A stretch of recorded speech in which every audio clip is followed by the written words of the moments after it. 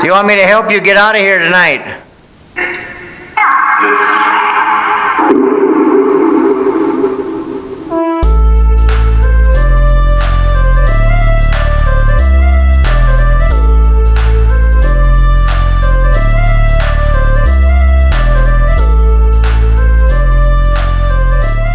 This is a nice inside view of Camp Ripley's Nelson Hall. Built in 1931, this location was the camp headquarters for many years. Later became billeting, but it was a bustling place back in the day in the 30s, 40s. And we had an opportunity to check out the location. We had the Camp Ripley PAO, Mr. Housey, contact us shortly before Halloween this year. And he was very interested in us taking a look at this place. One particular spirit that had been rumored over the years was the Nelson Ghost, they called him. There had been other people who had worked there over the years, and there were certain rooms they wouldn't even go in. We did find this place to have a lot of what we call electromagnetic energy that comes from different electrical appliance, large routers, electricity in general, old wiring, very high EMF at this location, which may make it a prime location for a few spirits that had passed away on Camp Ripley to hang out. And that was the case. But this is a great location. Not only did it have local history, but some of the woodwork in there came from the old state capitol when it was tore down back in the 40s. So this place was primed up for activity, and it was known to have activity. And we were there to find out if this was true or not. So we're going to head upstairs now with some of the equipment. And we're going to do an audio session just kind of at the top of the stairs there. And we'll be kind of in the camera range, but that's okay. Y'all can come up.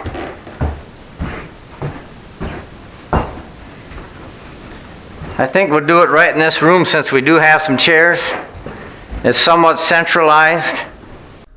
One thing to point out is that this was a short investigation, what we often would call an initial investigation.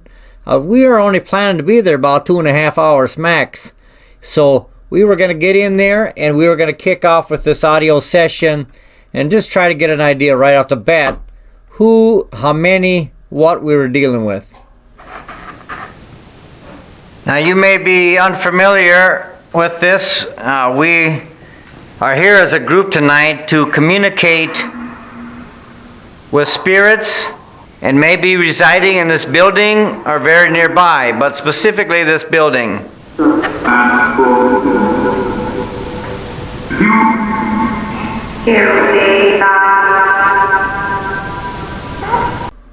And that's great to hear, them calling out for help.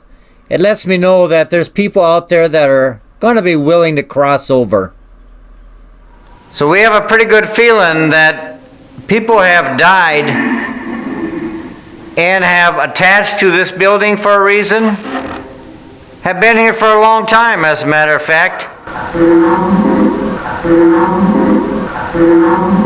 Did you die and are you in this building right now? It might be confusing to you, but you can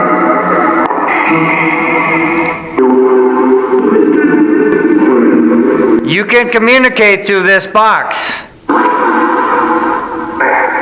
If you've died, you can communicate with us. How many spirits are in this building right now? How many are in this?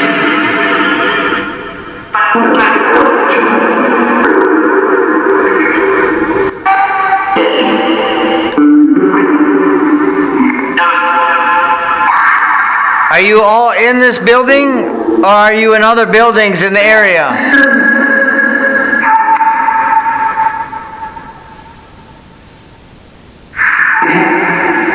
Do you have a name? If you're in this building, do you have a name?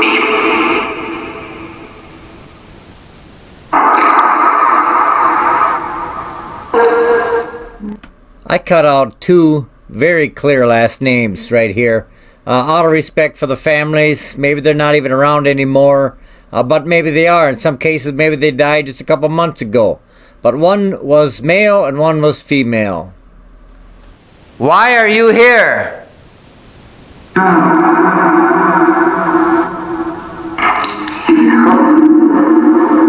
How did you die?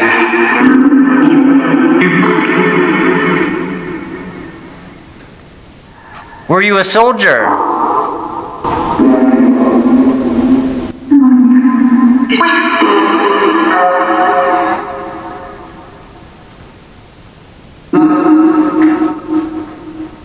What year were you alive?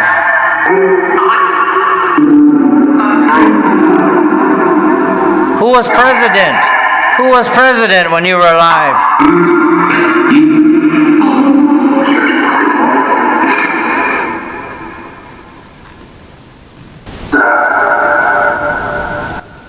Great response there on the president. That's one I use a lot because we often get responses to that one. So I'm going to use what works. But we're going to start closing down this audio session so I can put the headphones on and get a good idea of what's going on here.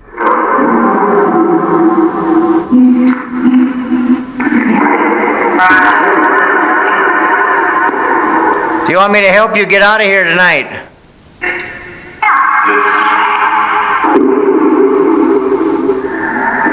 It sounds like there's just a pile of spirits communicating.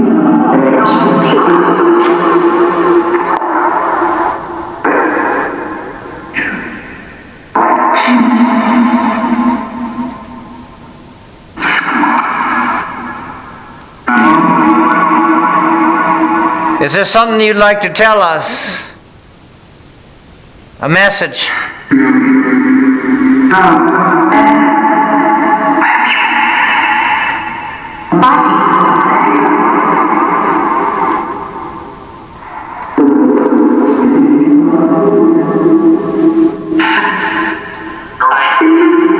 All right, I'm going to shut this down in about 3 seconds. I need some time to put this on another piece of equipment so I can hear better what you're telling me. 3,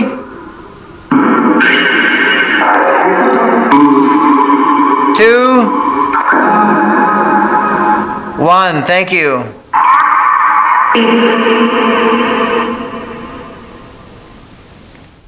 That was a decent session, and I was excited to listen to the material.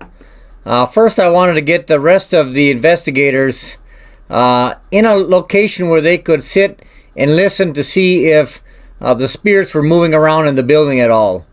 And while they did that, I was going to listen to the audio. I don't know why the lights are on over here.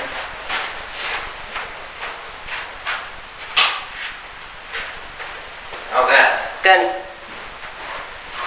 Got a nice grid. You can still, the light is still reflecting, cutting off part of the grid from that hallway there. Yeah, that's a nice stretch, and I bet you can see it all the way to the end pretty easy. You can.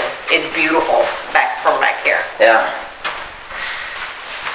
I'm gonna shut this light over here Yes. off if you want to look at it. Yeah, with the GoPro.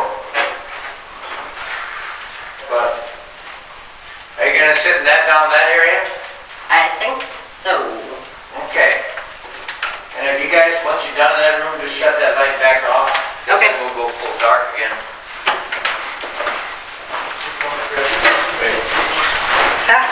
I just see it. What is happening with all this Well, light? this is a laser grid. Okay. So in theory, If there's like, something passes in, because you see how it Yeah. breaks up the dots. so like you So would, if something cut in front of it, you'd be able to we'd like be able to see it. Gotcha. Yeah. So we have people upstairs and they're watching, listening. The camera's watching on the hallway there. We got the laser grid going. And, you know, sometimes the laser grid battery starts going low and it gets dimmer. And in this case, something different happened. It started going dimmer, but 2 times, all of a sudden, the laser grid just shines bright again. As if there was something pulling the power from the laser grid flashlight, and it left and then it got bright again. Unusual, that's all I gotta say.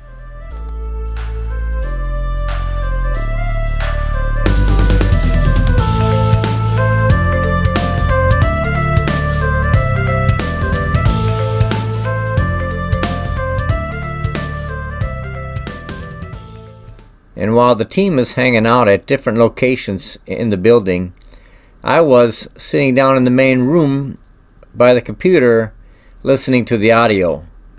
And as I was sitting down there, a few minutes into it, I feel the breeze of somebody walk into the room behind me, and I can sense that they're standing there. And I glance behind me, I don't see anything or anyone. So I grabbed the big flashlight and I'm looking around with that. And I'm like, who was that? And of course, in this situation, there was nobody there.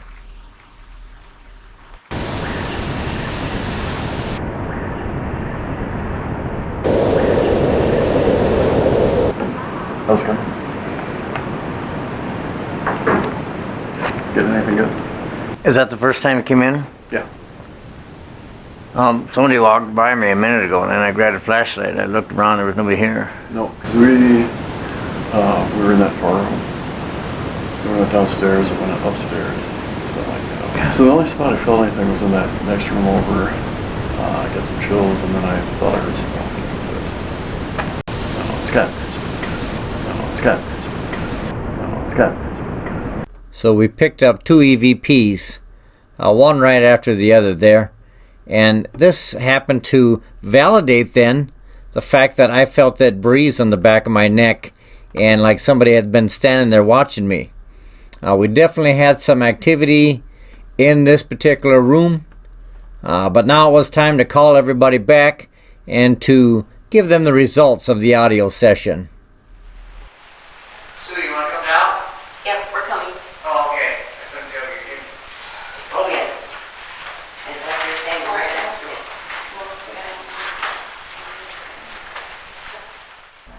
And while everybody's heading back, I have to take a quick bathroom break. So I run back to the bathroom, and as I'm leaving the bathroom, I pick up some kind of a musical EVP. Check this out.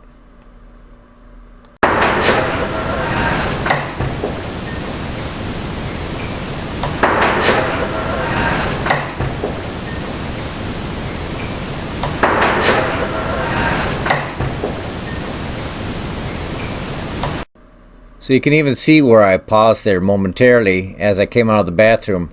I heard something. At the time I didn't know what it was. The audio I was carrying picked it up. But it was time to get back to the room where everybody was and to start revealing some of the information to our clients who were representatives from Camp Ripley.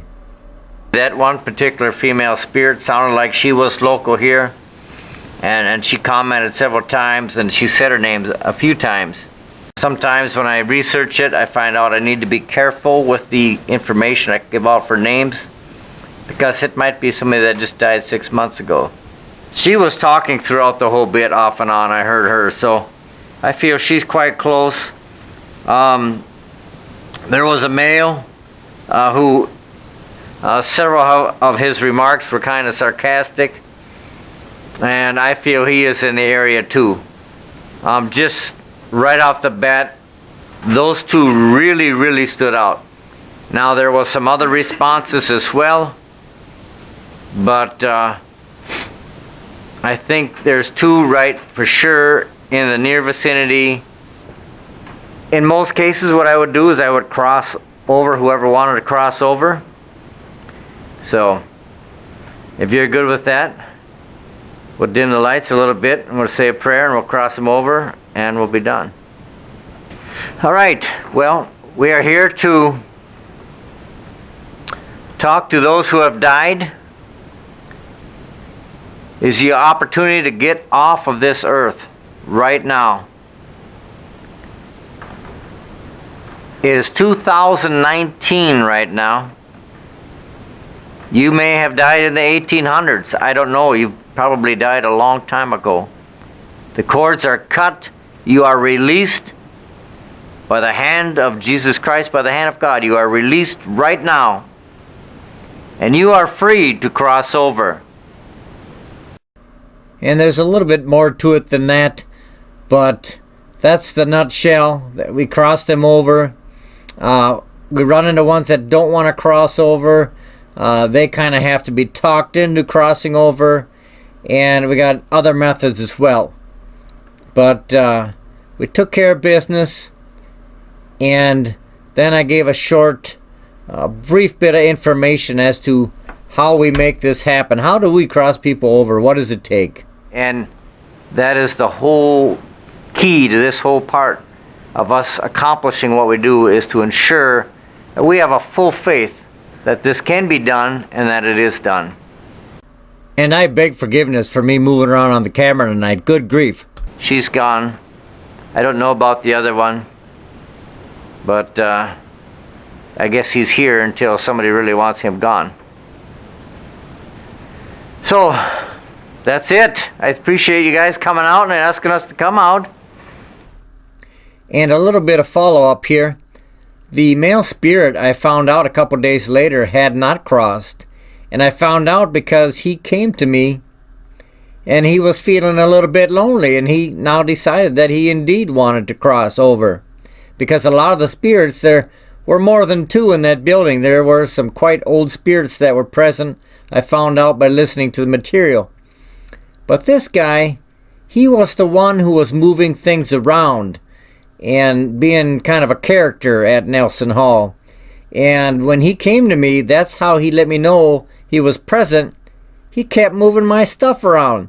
Very obvious things that were moved, or water was turned on while I was in the shower. In the end, it was a great case. We had a lot of nice evidence. We were able to cross over some spirits. And again, I appreciate the fact that the Public Affairs Office asked us to come out and take this opportunity to work with the spirits and to kind of see how we did business. And I appreciated the fact that they had trust in us, and it turned out really great. So I ask you to subscribe if you'd like. The subscribe button is there. And come back to see more videos from Search for Spirits.